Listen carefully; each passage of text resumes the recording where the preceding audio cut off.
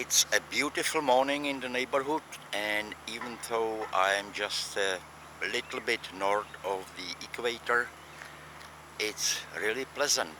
Not hot yet and not so humid.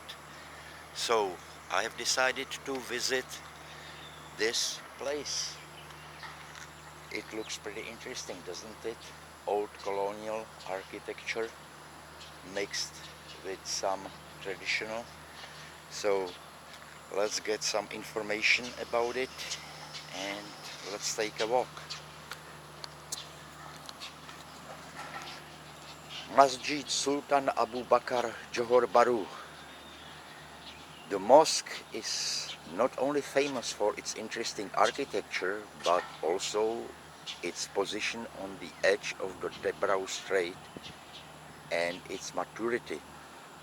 Although it is now more than 100 years old, yeah, I would say so, 125 years or so, the originality of its architectural form remains unchanged and is always strong compared to the Istana Besar building near it, which has already been renovated.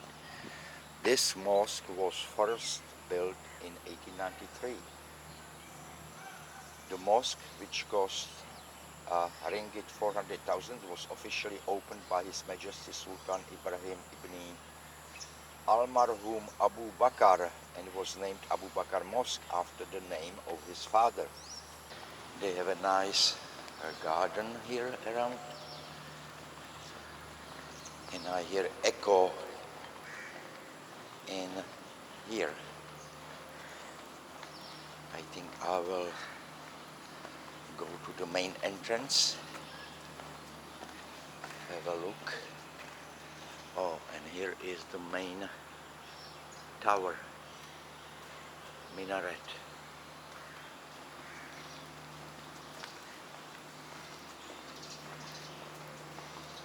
Yeah, even if I haven't seen the information at the gate about the hours, here is a clear sign that the mosque is not open yet. No entry for non-Muslims. I have no idea what this is used for. This is not like it's an entrance. Maybe people praying outside if the mosque is full. Who knows? Someone's definitely in. There is a few motorcycles. And behind the trees is Johor Bahru. And behind the mosque over there on the right is Singapore. And yes, the architecture is kind of unique, definitely different compared to mosques that I saw in the Middle East or anywhere else actually. Actually, I find Malaysia pretty easy to travel to, from and around. They have pretty good public transportation, but if you don't want to deal with that, they have a Grab, which is basically e-sharing like Uber, and it's extremely cheap.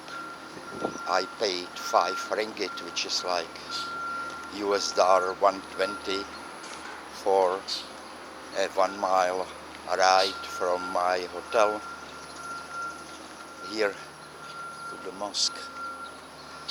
So pretty convenient, cheap, and mostly fast unless you get caught in the traffic jam, which does happen. Next to the mosque is a zoo, which I will not be visiting. I usually prefer wild animals in the wild, not caged. constraint in a zoo. And next to the zoo is a museum, which of course is also closed. I would have considered it, but since it's closed, there is no point. Johor Bahru Zoo entrance, and it looks like little kids have a school trip. And as I mentioned earlier, I will not go there.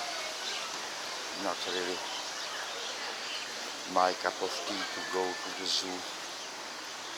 A food truck.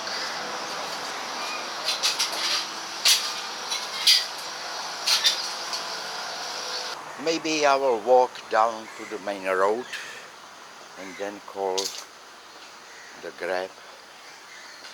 And in the meantime, I can take a peek through the zoo fence. It's funny. Some ibises, or at least I think it's ibises, are sitting on the top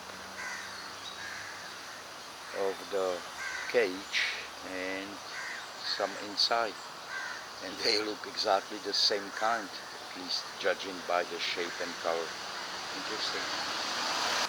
And this looks like another mosque. But of course it will be closed since it is still quite early in the morning. Okay, let's call the Grab. Let's go back to the hotel and let's check out and continue to the lovely city-state Singapore. I hope you enjoyed this short video from Johor Bahru and from its most famous mosque. And thank you for your time. See you next time, hopefully from Singapore. Thank you. Bye bye.